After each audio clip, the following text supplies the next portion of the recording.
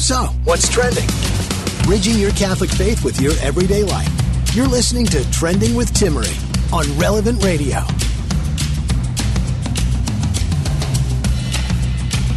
Welcome to our weekly happy hour here on Trending. Have you ever missed a family moment or been there, but you missed it because you watched it through your phone, perhaps? Do you have any regret? Has there been something you look back on, I really just wish I was there?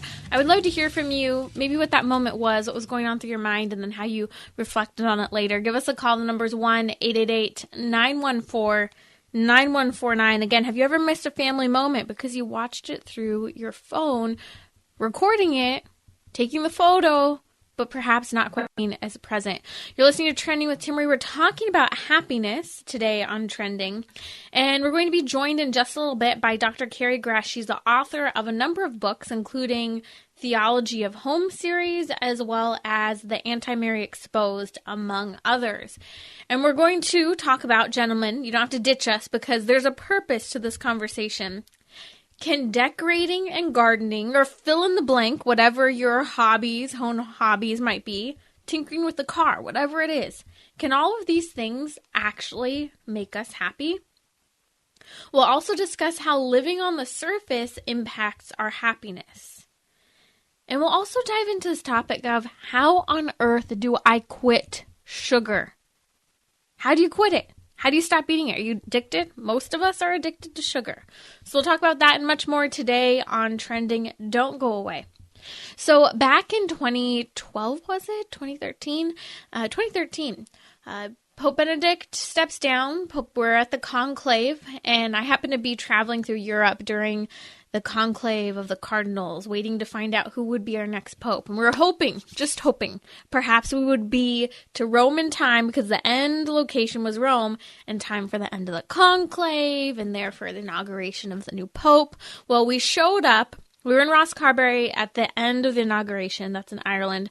We traveled from France into Rome just as he was inaugurated, and it was eerie.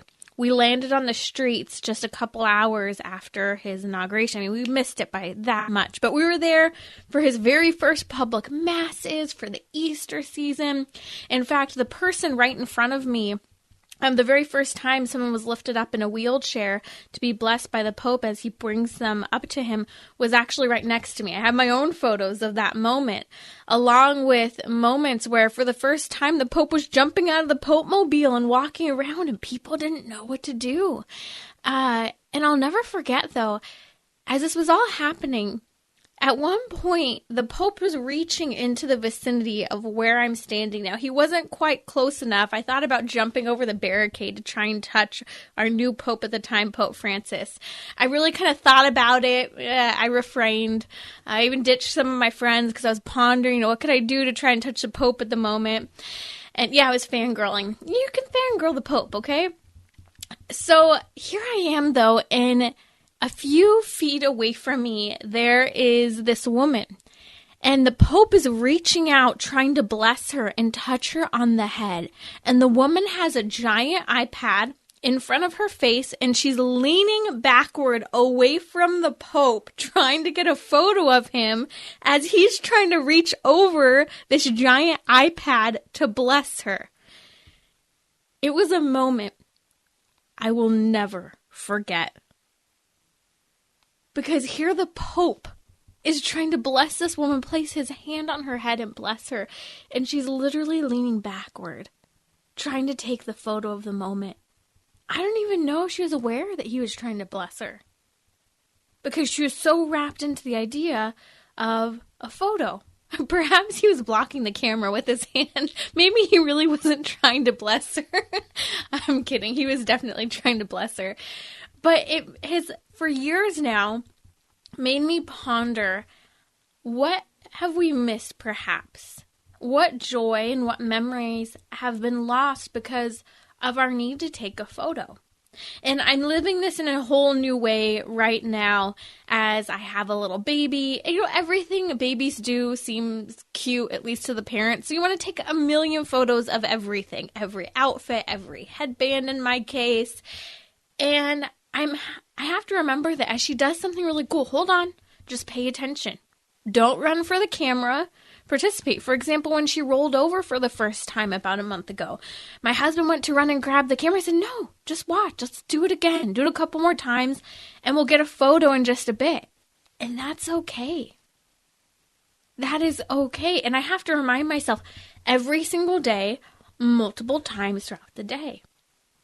Because I really do believe that our lack of presence due to our attempt to make a record of everything, although technology is great, it's become a distraction. And so I want to hear from you. Have you ever missed a family moment?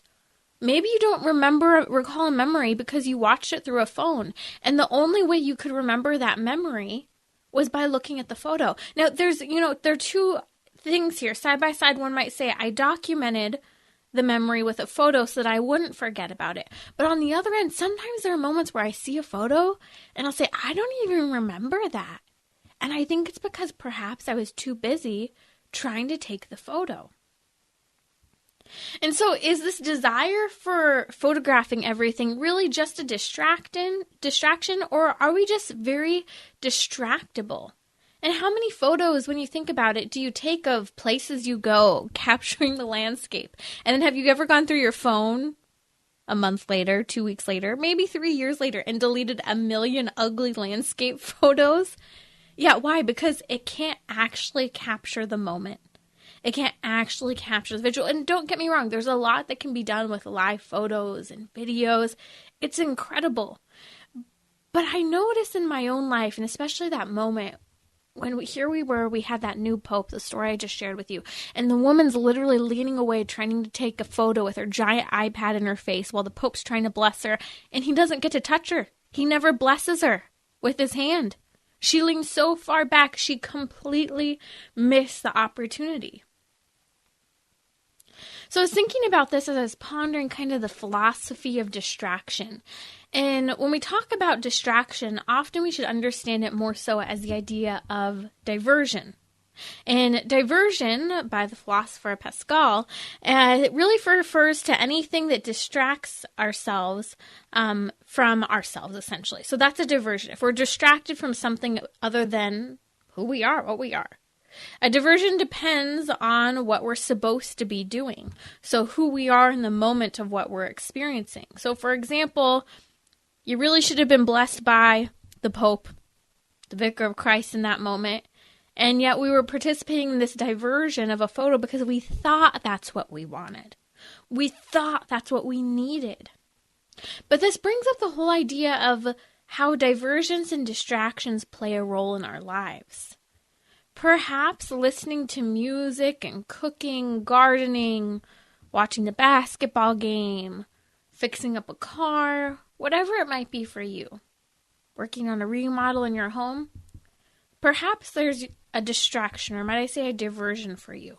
But ultimately, the goal of any diversion, if it's a good diversion, wouldn't really mean that it was a diversion if it was orienting you toward a deeper sense of contemplation, of pondering not just the things in life that you're experiencing, not just thinking through things, but pondering who you are, what you're made for, who God is, and what God created you for.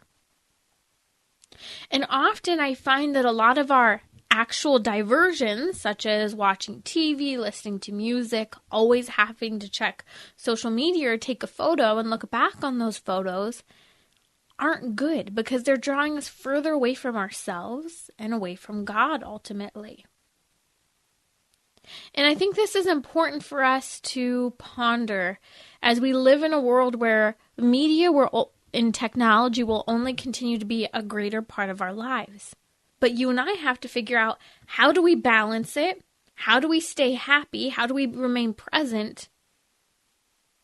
And at the end of the day, how do we make sure that we're not running from who we are and the God who created us, who is speaking to us, even through our hobbies, if they're hobbies that are allowing us to ponder Him? You're listening to Trending with Timmerie. We're going to dive deeper into this topic here today during our happy hour. We'll be talking about things such as living on the surface and Can that actually be a problem? What does it mean to just live on the surface? We'll unpack that and so much more. And my guest joining me now is Dr. Carrie Gress. She's the author of a number of books, including Theology of Home series, as well as the Timmerie Exposed, just to name a few. When I was thinking about this topic of distraction and diversion, she's a perfect person. Her PhD is in philosophy, I believe.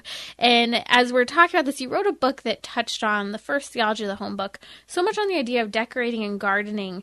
And can these things in and of themselves actually make us happy? I think that's a great question.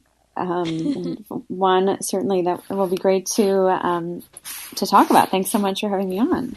It's great to have you back, Dr. Gress. Let's talk about it. So in your first book, Theology of the Home, you dove quite a bit into decorating the home, creating, moments of silence, of peace, of joy. You bridged together the idea that this turn toward decorating and knitting actually had a deeper meaning. So what does this have to do with our happiness? Yeah, no, I think that this is a great question, and one that our culture is really struggling with. It might even be unwittingly, but I think we have this desire to have a beautiful home. We also want our homes to feel like a sanctuary. I think for a long time, our homes have sort of felt more like a familiar hotel. People are just sort of rushing in and out, and it's just this platform to sort of launch the rest of your life from. But it's not as important as it has become really in the last year with all the lockdowns and everything because of the virus. So it's been an interesting time to have written a book about home and going deeper. The book doesn't really talk about the how-tos. We don't have a lot of tips and things like that in the book, but it's more a question of why do we want to decorate our homes, and sort of look into that deeper desire that it's almost universal. People have this longing for home, and especially women, even a perfect home. And where's that come from? So our answer really is just to say that it's meant to be a foretaste of heaven. This is what our homes are meant to be. And it's almost, we have this desire for a perfect home, but that's God's way of sort of drawing us closer to him, because the real perfect home, of course, is heaven. And we want it on earth. And of course, we can only have it to such a degree. But that doesn't mean that we can't have a foretaste of it, and we can't put things in place in our lives that help bring all those, with whom we live, to heaven with us, but at the same time experience a foretaste of heaven in our own homes. So that's kind of the basic gist of the first Theology of Home book, was that idea that our homes really are meant to be a place that draws us on to heaven, and that we need to be purposeful about what we're placing in our homes and how we're engaging with them, so that it feels like that foretaste, and it's not a foretaste of hell, because we know that certainly can be the case and is the case for so many people in their homes today as well. That placement of things and decorating the home, I think, is so important as we realize why there's such a need for perfectionism or a constant need to change things. But on the other end of the spectrum is also the action of making the home, especially for women. So many people are engaging in knitting, they're engaging in gardening more than ever. We're seeing more people who are homesteading, all the different things. And people are saying for the first time, wow, I didn't know I like doing dishes so much, or laundry. It's so funny sometimes to hear that. I'll never forget a year or so ago, I had a client whose daughter moved in with her boyfriend, and she said, I have never seen my daughter so happy. And I paused thinking, oh, that's a bold statement after she just shared that. And I said, why is that? She said, because she stopped working. And she's cooking every day. She's cleaning. She's decorated the house. She said, I didn't even know my daughter liked these things. Well, she was so close to what she fully wanted. She was missing the fact that she wanted a permanent relationship there as well. But the fact that she was taking so much joy and caring for the home and nurturing someone else, I think really stood out as how the function of doing things, the action as well, allows us for a deeper understanding of ourselves too. Yeah, no, I think that's an excellent point. And it is fascinating to look at how all of these things like gardening and knitting and whatnot, really, even before COVID, they were making a comeback. And sourdough breads and all kinds of things, just only were heightened by our time at home. So you can see really a blessing in that in terms of reminding us that the home doesn't make itself, that it needs a homemaker. That's why we're called homemakers, because we make the home. It's not just meant to be a place to store things, including people. And that's really what our second book goes into, Theology of Home 2, the spiritual art of homemaking. All of kind of the woman behind the home.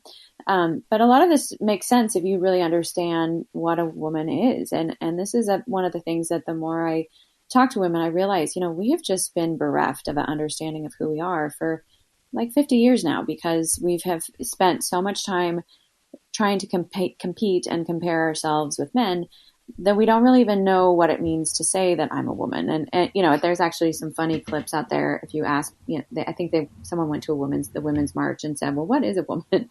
And, the responses are just ridiculous and hilarious at the same time. But I don't know that the rest of us do much better, because we just haven't really thought about what it means to be a woman. And so that was a really fun aspect to go into in a lot of my work, is to just look at, what does it mean to be a woman? And, much of it has to do with it, like the answer is already kind of written in our body, where we have wombs and we have a pelvis to carry children, and our arms are bent slightly differently than men so that we can cradle a baby. And, we nurture children with our breast milk, and, all of these things are sort of telling, but what are they telling us? Well, they're pointing to the fact that women carry things, we hold things. And if you think about the women that you love the most, you hold them in your heart and they hold you in their heart. Your children are held in your heart. And the men you love, everyone around us that we know and love, we hold in our hearts, and, we hopefully don't just carry them, but we improve them. And that's, I think, one of the beautiful things that women have forgotten about themselves, is we have this capacity to transform things for the better. And there's that great quote, I'm probably going to butcher it, by St. Edith Stein, where she talks about the woman is a shelter so that other souls can unfold in her. They're allowed to grow in her. So then, the bigger point is to see woman as a vessel. It's really neat to look back at certainly Greek mythology, but even Our Lady as an example of this. If you look at the litany of Loretto, or any of the litanies of her, there's always this mention of her as, the Ark of the Covenant, or a vessel, or the seat of wisdom. All these things carry something. The church does that. The church is known as the bark of Peter, a ship. Even the building of the church, the architecture of it is, the main part of the church is called the nave, which refers to ship. It comes from the word navy, the Latin word root for all of that. So it's interesting to see that the feminine over and over and over again is that which carries things. Even the ocean, which of course moves things, is a she in Romance languages. So the home, of course, then becomes really an ultimate expression of woman, I think, in so many ways. And, I think so many of us, when we're busy, it doesn't feel like it's a reflection of us, because we're busy and we're just kind of throwing things together. But then when you slow down and you have some time to be very purposeful about it and put things where you want them and how you want them, then it suddenly starts to feel like an extension of you and an expression of you. And hopefully in obviously a godly way, not in a way that's vain or narcissistic or, preoccupation in a disordered way. But that's the beauty of when we have faith, is that we can decorate it with beautiful art and things that are going to call us back to God, instead of things that are going to just, be mirrors of ourselves, literally mirrors, all the way around to how. And part of what people love so much is that this does draw them into a slower pace. And as they're cultivating their home, as they're cultivating nature with gardening or whatever it might be, in a sense, although different, similar as well to men wanting to, tinker with a car. They're wanting that downtime, that rest for their brain from everything else for them to process. And sometimes we make the mistake of just running through all of our problems and all of our needs, and just kind of, especially as women, obsessing over things. But in reality, this slower pace and the time it takes to do things, just the idea of gardening alone, or of the slowness of being completely occupied, sewing or mending something and doing dishes, it really does lead us ultimately toward this opportunity for contemplation that is so easily missed if we're not intentional about having the silence in the midst of it. No, I think that's right. And I think it also points to just the beauty of the seasons as well. And that's one of the things that gardening is so poignantly points out is, that there's a time when you can grow things and there's a time when you can't. And, all of those elements are so pronounced, you can't force it and to grow just because you want it to. It's, or you do everything right, but you have to wait for temperatures and for sunlight and, all of those kinds of things. And it's a great reminder of just how our lives are meant to be that way rather than strictly functional, but that there really are seasons. But I think you're right about that piece of silence, that we can miss so much of it if we don't know. First of all, we have too much going on around us, whether it's television screens and all of those kinds of things. Right. But even just silencing our own worries and surrendering those to God, and then being open. Again, that idea of openness. I mean, the natural element, the natural relationship that all humans, male or female, should have with God is one of receptivity. But women even more so, because God really wants to plant spiritual ideas and seeds in our lives. And this is what we see so beautifully done in the lives of virgins and contemplative and cloistered women, of nuns, is that they have this openness, this radical relationship where these spiritual seeds are planted. And you can see that in someone like Mother Angelica. Why is it that you have this cloistered nun who started the biggest Catholic television station in the United States, or really in the world? Yeah. She had no idea what she was doing, but God planted those seeds and helped that grow, and it came from silence. So that's the relationship with which we all should have oriented towards God, but especially towards women, because that's where the fruit is going to come in our lives, and that's where the real happiness is going to come from. That's Dr. Carrie Gress joining Trending with Timmerie here today during our weekly happy hour. We're going to come back talking about how sometimes we're just living on the surface and we don't realize what we're missing, how we're not going deeper in conversations, we're not going deeper into ourselves. We'll talk about that and so much more with Dr. Carrie Gress, author of Theology of Home, The Timmerie Exposed. We'll be right back. Don't go away. Why are so many people struggling with mental health and suicide? This is Timmerie from Trending with Timmerie. Tuesday, I'll discuss how many people find themselves in the midst of two extremes. This idea of I am nothing, and then on the other side, this idea of being made for something special. We'll discuss how this controversy within the minds of many leads them to greater confusion if they don't have a God. Join me daily at 6 p.m. Central on Relevant Radio or the Relevant Radio app. So, what's trending? Bridging your Catholic faith with your everyday life. You're listening to Trending with Timmerie on Relevant Radio and the Relevant Radio app.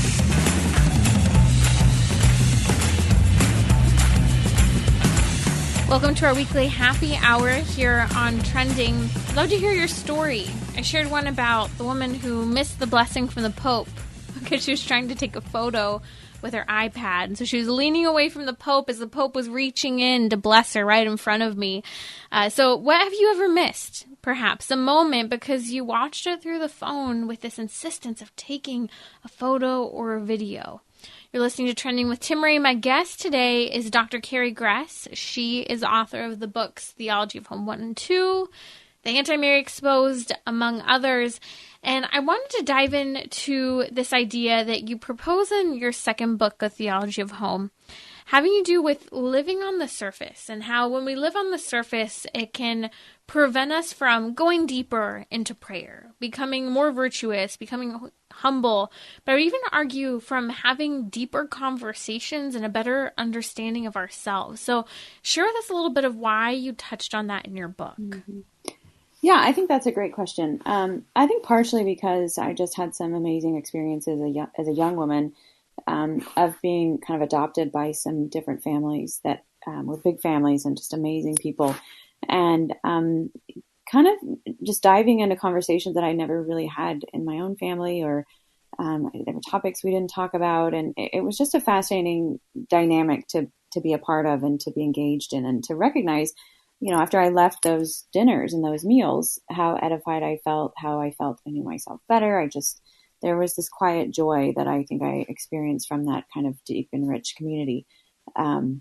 So yeah, I think this is a vital part of our life, and it just becomes more and more fleeting because of the fact that we are so busy, and we do have so many screens, and we do have so many diversions and so many demands placed on us that it can be hard to sort of cordon time off and be very, intentional about what you're doing and just spending time with the people that you love and having a conversation. I actually just got back from vacation with my family, and it was just amazing to have all this time together. It was a challenge because there's 5 of us, and we're traveling with an infant, but it was wonderful just to have a very different kind of scenery and an environment for us to be able to experience each other than, just our regular daily lives, which of course, we have I homeschool. So my life hasn't changed that much because of COVID. So, we have a lot of time together, but to do it in a different environment was every really a homeschooled great mom's blessing. like, welcome to the club.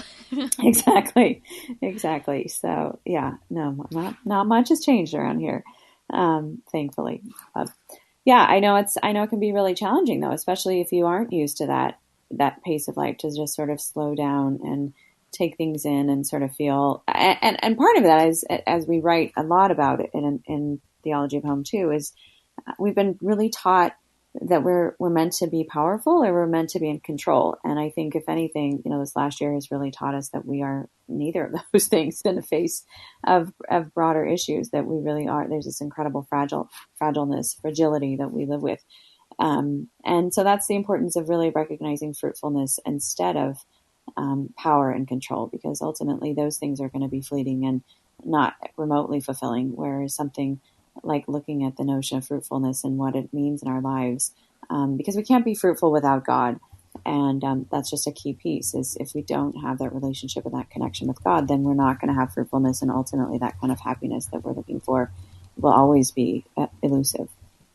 Let's talk about maybe some ways we can ponder the question of, am I living on the surface? A couple things that come to mind as we're discussing, am I bored when I'm having conversations? And sometimes or perhaps am I talking about people rather than ideas? That's usually a big indicator that we're just living on the surface level.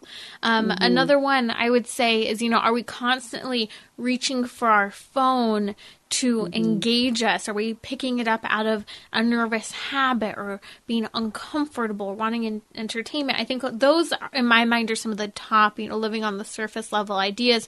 What comes to mind for you?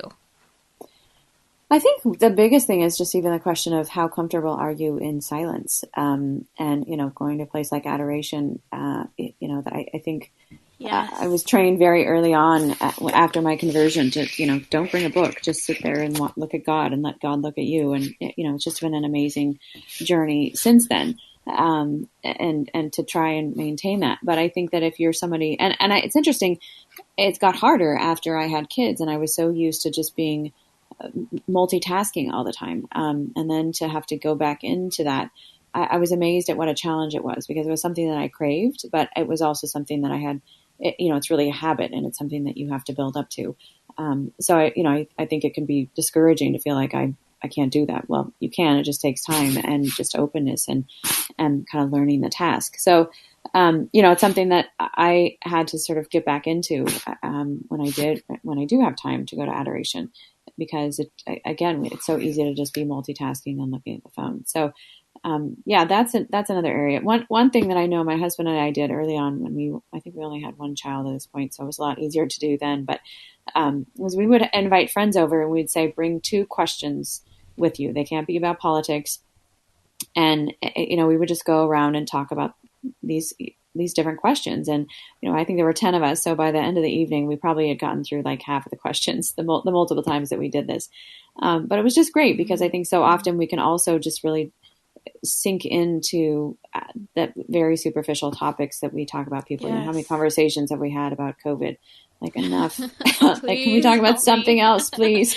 Exactly. COVID was entertaining before it was known to be in the United States. Yeah. That was an idea. Now it's just a torture to continue to berate today. Right. Do we still have to talk about it? So, yeah, I think maybe it's a great time to be talking about things that are non related to COVID or politics at this point. And I think it's those things those kinds of conversations that end up being really interesting, because they're like threads that you start pulling on them, and then it just takes you to another area of interest, and books that people have read or literature, all those kinds of things can be talked about. So that's another great way to go deeper too. And I think that this is so helpful because, moving to a new area over the last month and kind of starting to, talk with people, we know 3 people here so far.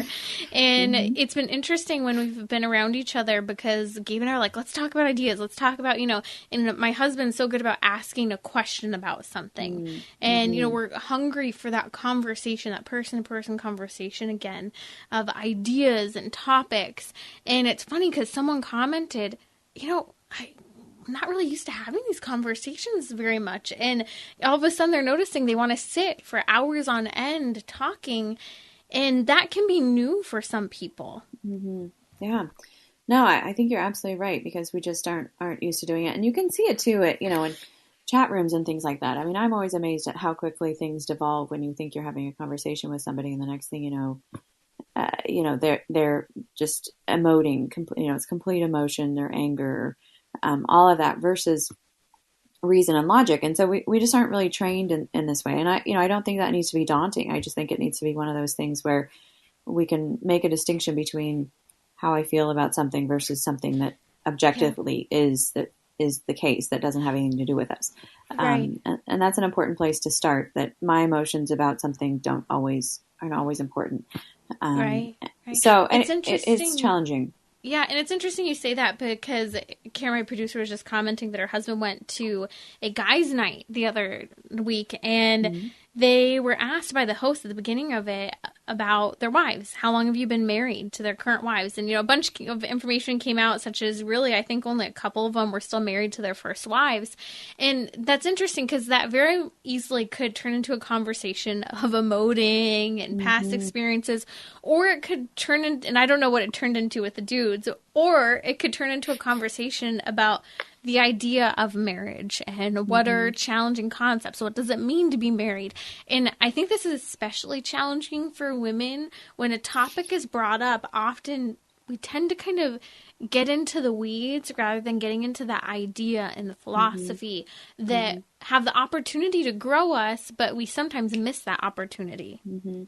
No, I think you're right, especially if there's wounds there. It's very easy to get involved in that. And that's really the hard part is just rather than knowing how to find healing for those things, a lot of times we just feel like we have to just air the laundry again and tell everybody, and that somehow there's some kind of a sense of affirmation in that. And so I think it's very hard, especially because, like you said, there's again that distinction between talking about people and talking about ideas. So I think that's just a really great rule of thumb to sort of focus on the ideas and not so much the people, because you don't want it to involve or devolve into, just a gossip session or, a place where Kleenex need to be brought out because somebody's rehashing what happened 15 years ago or whatever, in that forum. So, This is why I don't do women's things. Groups. Yeah. Yes. I'm sorry. I just can't. Challenging. I can't. I can't do it. Okay. So kind of back to this surface level idea. The great answer to that is silence, finding moments of silence throughout your day. And it doesn't mean you have to change necessarily what you're doing, just maybe how you're doing it. So where do you find silence? You have your children, yet you find time to write, and writing in and of itself demands a ton of silence and pondering. So share with us a little bit what that's like for you.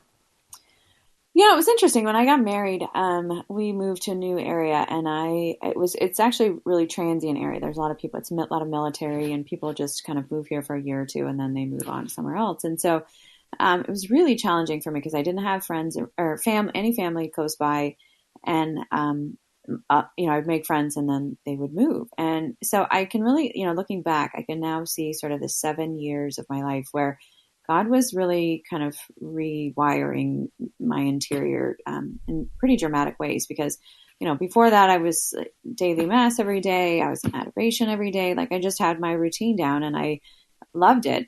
But all that came to kind of a screeching halt when I had children, because it was just, there were too many challenges in terms of how many there were, and, yeah, exactly. And then add having to wear a mask if you go to church too with yeah. a baby. Yeah, no, and that's what I had a baby right before the lockdown. So yeah, it was just an amazing experience. Like, because I was so used to putting my mouth on the baby's head, like I can't feel you. So yeah, all those amazing new challenges. But I think that was really where I learned to pray differently. You know, I would pray when I would be up nursing at night. I would pray when I would be washing the dishes, you know, and not like rote prayers necessarily. Sometimes I would say the rosaries and things like that. That would work out really well. But like washing the dishes, I can't tell you how many insights I had washing the dishes. And I've actually finished my doctorate during that time, my PhD during that time, while writing my dissertation. And it worked out great because I would write at night, and then the next day, you know, while I'm doing kind of mindless things, I was able to work through what I had to do the next night. So anyway, it was just an interesting time with really small children because there was a lot of silence, you know, throughout the day. But now, of course, that's changed a lot because I have a 12-year-old and, you know, 12, 10, 8, 6, and 1. So we have a lot of moving parts, and I've kind of lost my evening silent time. So yet again, I think that's the beauty of seasons of life is God teaches us different ways to reach him and communicate with him. Exactly. And it's not a diminishment, but it's just made the roots go thicker for me. And another season of life that you mentioned in your book is the challenge for empty nesters when their kids are gone. All of a sudden they find themselves back in the role of silence within the home, and it can become difficult. They're searching for distractions, they're searching for noises. How do you overcome that? Yeah, and searching for meaning too. It was actually really interesting because I went to an appointment and I was talking with a dentist, and I had just found out I was pregnant, and he had just sent off his last child to college. And we realized we were the same age. And it was really a funny moment, but I could tell that there was kind of this sorrow. Like there was this sense, he didn't have a sense of meaning, you know, what am I going to do with my life? And just based on our conversation. And it was really interesting. And I think that is one of the things that I get asked a lot about, you know, is what can I do? I'm at this stage. And I think that this is such an amazing time in terms of the prayer life where you can just turn that up and God is just going to shower you with so much fruit. Partially because you have time in a way that, you know, women with small children don't have time.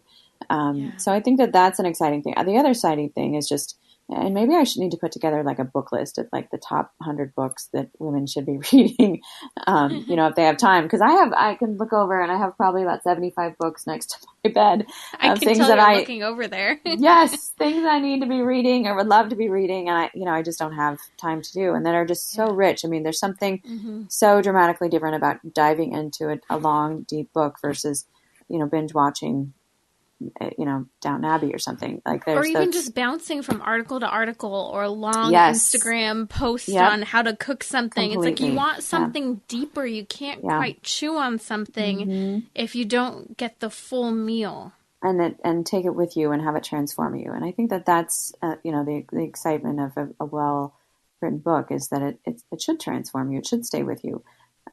So anyway, I think that it can be a very challenging time because there's just so much that changes. But again, it's not a season that God hasn't prepared you for and doesn't have plans for. You know, this isn't the place where you have nothing to do. In fact, if anything, he's going to give you more because you have more time in a way that, you know, women with small children don't. So anyway, I think it would be, I'm very happy with the stage of life I'm at right now, but boy, am I looking forward to getting back into books again. The pondering it again. That's Dr. Carrie Gress here on Trending with Timmerie. Check out some of her latest work, Theology of Home 2. I especially recommend the second one for some real meat in terms of the content of what we are as women. Who are we? So go ahead and check them out at theologyofhome.com. And I'll be back in just a little bit here during our weekly happy hour to talk about how you can quit sugar and how it'll make you happier. Most of us are addicted. Are you? We'll be right back. Catholic Order of Foresters is proud to sponsor the Relevant Radio Studio line.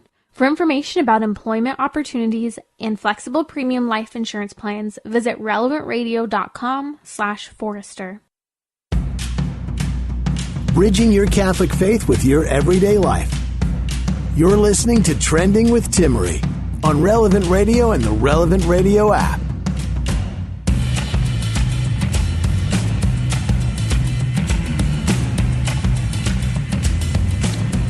Are you addicted to sugar? I know I have been in the past.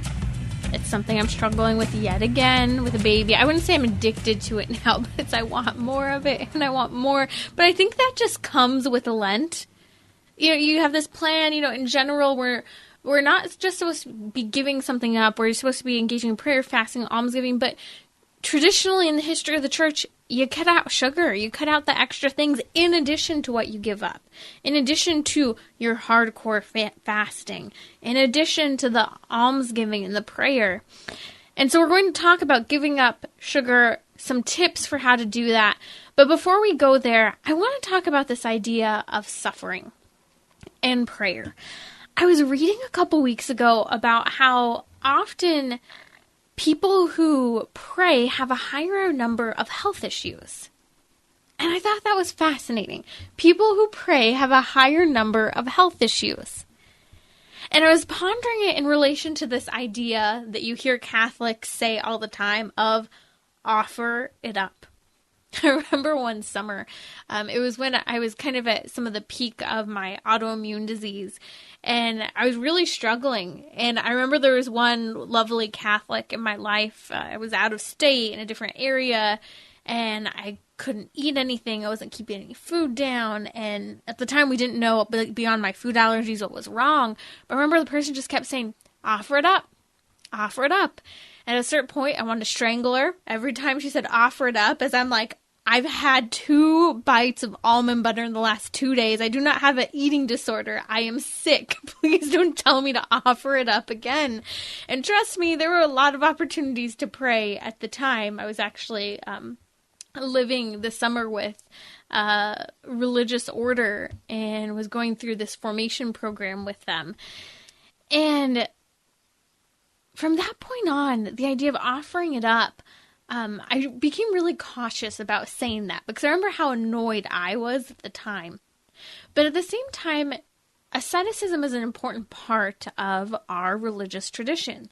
The idea of behavior modification, of making an offering to God. Now, we can make a sacrifice. We could choose to fast for 3 days, let's say, but it could make us a really ugly person and we're an absolute jerk to everyone around us. So would you say that God was calling you to that fasting? Perhaps not. In fact, I believe it's St. John of Vianney is the one who Satan used to mock, because St. John of Vianney would have this potato thing where he'd only eat potatoes. And so when the devil would see him, he'd mock him. He was a potato eater, and he'd call him the potato eater. Why? Because sometimes the sacrifices that we make can actually be something we're not called to.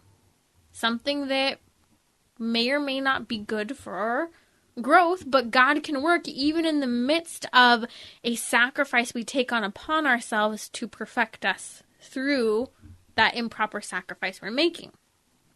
But as I'm thinking about this idea of how supposedly people who pray more have more health issues, I wonder if part of it is that God is allowing you, in the midst of your attempt to grow closer to Him, to suffer more.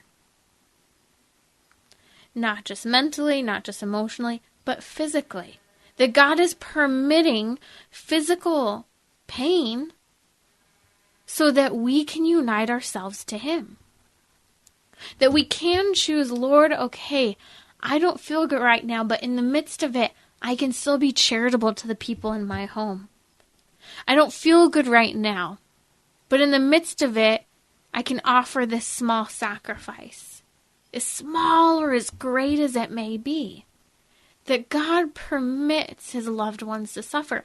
And if you read in much of the early church, God's friends, His disciples, were not treated very well. If you think about it, what happened to all of His apostles except for John, the beloved apostle? They died a bloody martyr's death. Think about most of the early church saints.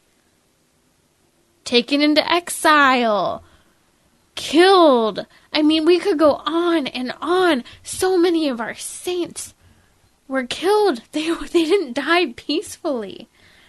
They died peacefully in their soul, but not physically. God permits those whom he loves to suffer. And in fact, this is all over the New Testament books, especially the epistles. Read St. Paul. Read 1 Peter. Read James. Read John. Look at. They often talk about how God allows for this trial. But we don't like it. In fact, we hate it. And we beg God to take our trials away from us. But prayer changes us if we unite our prayer with our suffering. Are you willing to unite that suffering, small or big that it may be, with God? To quote unquote, offer it up. Not just saying, well, I'll embrace the suck. Because I think that's a problem when Catholics say, let me just embrace the suck because this is my life. My life sucks. This is happening. That's happening. God allowed it, so let's just embrace it. No. Unite yourself with God through it. There's a major difference between the idea of embracing the suck and saying, no, I can be a good person. Goodness is a virtue.